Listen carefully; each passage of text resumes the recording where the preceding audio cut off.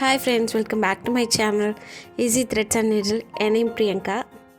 இந்த வீடியோவில் நம்ம ஒரு சிம்பிள் ஆரி ப்ளவுஸ் தான் பார்க்க போகிறோம். நான் ஆல்ரெடி ஃப்ரேமில் ரவுண்ட் நெக் ட்ரா பண்ணி வச்சுருக்கேன். இப்போ வந்து ஃபர்ஸ்ட் வந்து செயின் ஸ்டிச் ஒரு 2 லைன்ஸ் நான் போட்டு எடுத்துக்கிறேன்.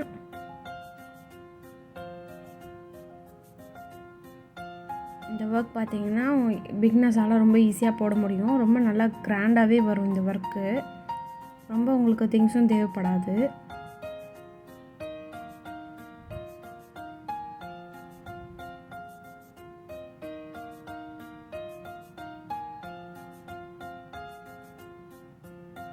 நான் ஒரு 2 லைன்ஸ் செயின் ஸ்டிச் போட்டு எடுத்துட்டேன்.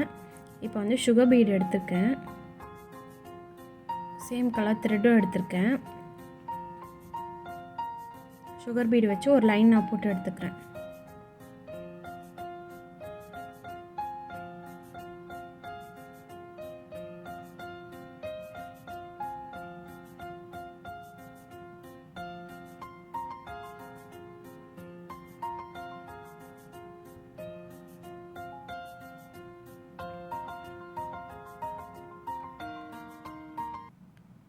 நான் இந்த சுகர் பீட் போடுறதுக்குன்னு தனியாக ஒரு நீடில் கொஞ்சம் நீளமாக இருக்கும், பார்த்துருப்பீங்க.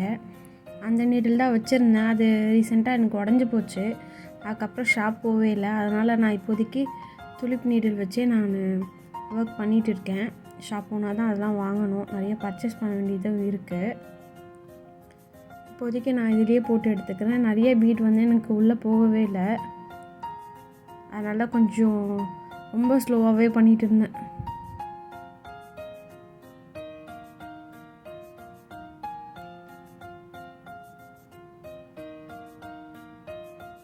அவ்வளோதான், சுகர் பீட் போட்டு ஒரு லைன் முடிச்சாச்சு.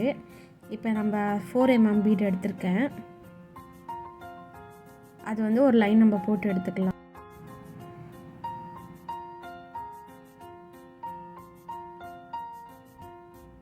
இந்த நீடில் பார்த்தீங்கன்னா 4 பீட் தான் ஒரு டைமில் போட முடிஞ்சுது. 4 கூட போட முடியல, 3 தான் அட் டைமில் எனக்கு போட முடிஞ்சது. ஃப்ரீயாக இருந்துச்சு. அதனாலே கொஞ்சம் டிலே ஆச்சு எனக்கு டைமிங்லாம். ஷாப் போனால் தான் அந்த பெரிய நீடில் வாங்கி யூஸ் பண்ணணும். இந்த ப்ளவுஸ் பார்த்திங்கன்னா கலர் பார்த்திங்கன்னா ப்ரௌன் கலர். நான் வந்து இந்த ஃபோக்கஸ் லைட்டெல்லாம் போட்டு எடுத்ததுனால எனக்கு கலரே சேஞ்ச் ஆகிடுச்சு. உண்மையான கலர் பார்த்திங்கன்னா நல்ல டார்க் ப்ரௌன், ரொம்ப நல்லா இருந்துச்சு.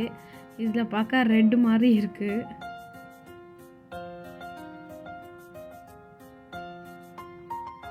லைட்டிங் ப்ராப்பராக இல்லைன்னா வீடியோ கிளியராக இல்லை.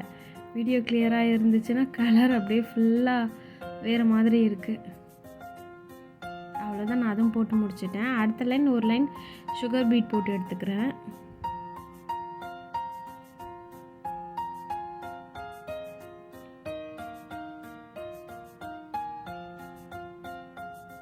நான் வந்து இந்த ஹெவி ஒர்க்கு அதெல்லாம் ரொம்ப எடுக்க மாட்டேன். ஏன்னா எனக்கு பொண்ணு இருக்கா, 6 இயர்ஸு.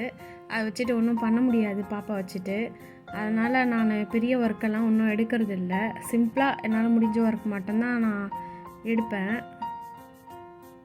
நீங்கள் நினைக்கலாம் எல்லாம் ஒரே மாதிரி சிம்பிளாகவே பண்ணுறாங்களே அப்படின்னு சொல்லி நினச்சிருப்பீங்க. அதுக்காக தான் நான் சொல்லிகிட்ருக்கேன்.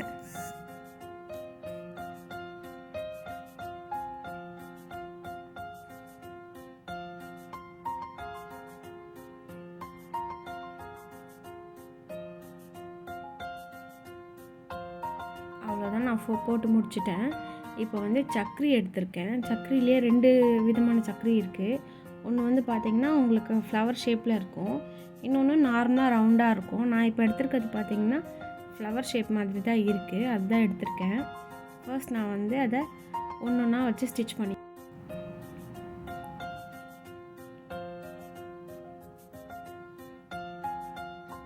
நான் அப்படியே 1 by 1 அதை வச்சு ஸ்டிச் பண்ணிகிட்டே வரேன்.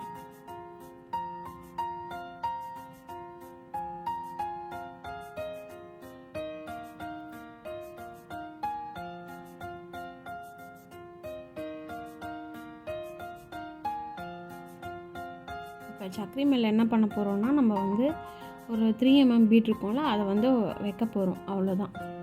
இதை நம்ம வந்து ஃபஸ்ட்டு வந்து சக்கரி வச்சுட்டு அதுக்கப்புறமா தனியாக நம்ம 3 mm பீடும் வைக்கலாம். இன்னொரு மெத்தட் நான் இதுக்கு அடுத்ததாக ட்ரை பண்ணியிருக்கேன், அதுவும் உங்களுக்கு காட்டுறேன்.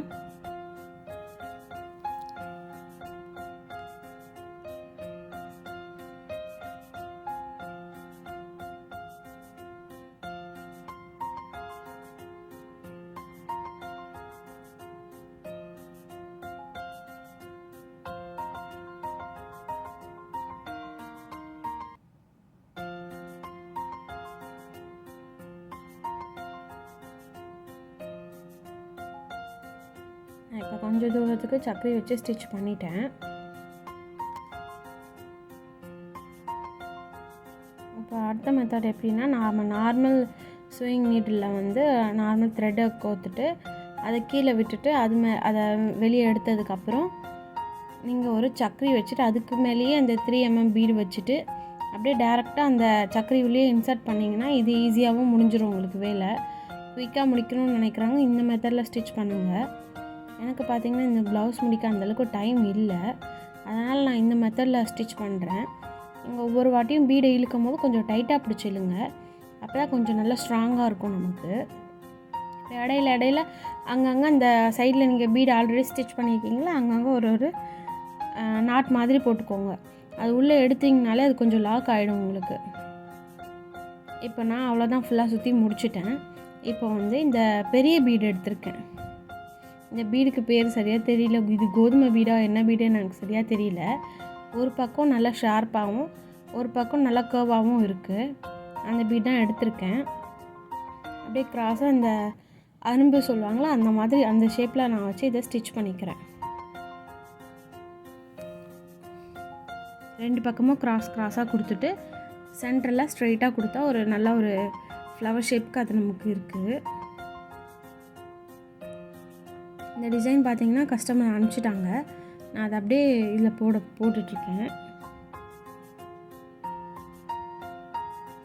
அதே மாதிரி இப்போ ஒரு ஸ்பேஸ் விட்டுட்டு அடுத்த இதில் நம்ம பண்ணணும், அப்போ தான் நமக்கு வந்து ஈவனாக கிடைக்கும். அப்போ தான் ஒன்றோட ஒன்று ஒரு பீடி மீட் பண்ணும்போது உங்களுக்கு ஈவனாக இருக்கும். பாருங்கள் நான் எப்படி போடுறேன்னு உங்களுக்கு பார்த்தாலே தெரிஞ்சிருக்கும்.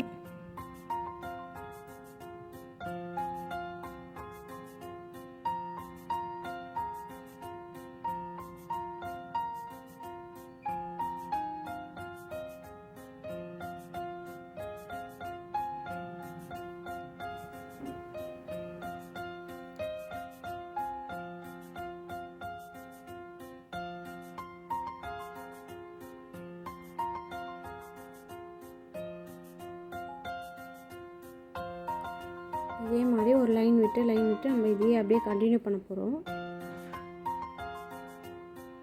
அவ்வளோதான். இப்போ வந்து ஒர்க் ஃபுல்லாக முடிச்சாச்சு. இப்போ வந்து புட்டாஸ் ஒர்க் பண்ண போகிறோம். அங்கங்கே நான் மார்க் பண்ணி வச்சுருக்கேன் கொஞ்சம் டிஸ்டன்ஸில்.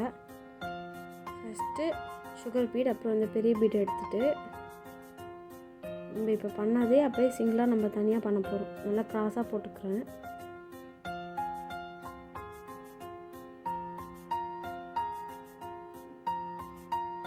நல்லா வி ஷேப்புக்கு போட்டு சென்டராக இதே மாதிரி இன்னொரு ஒர்க் பண்ண போகிறேன். அவ்வளோதான்.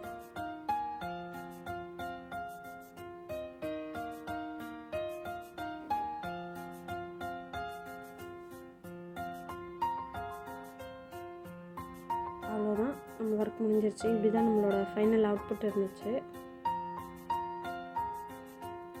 இந்த வீடியோ உங்களுக்கு பிடிச்சிருந்தால் லைக் பண்ணுங்கள், ஷேர் பண்ணுங்கள், கமெண்ட் பண்ணுங்கள். இது போன்ற வீடியோக்களை பார்க்குறதுக்கு நம்ம சேனலை சப்ஸ்கிரைப் பண்ணி வச்சுக்கோங்க. தேங்க்ஸ் ஃபார் வாட்சிங்.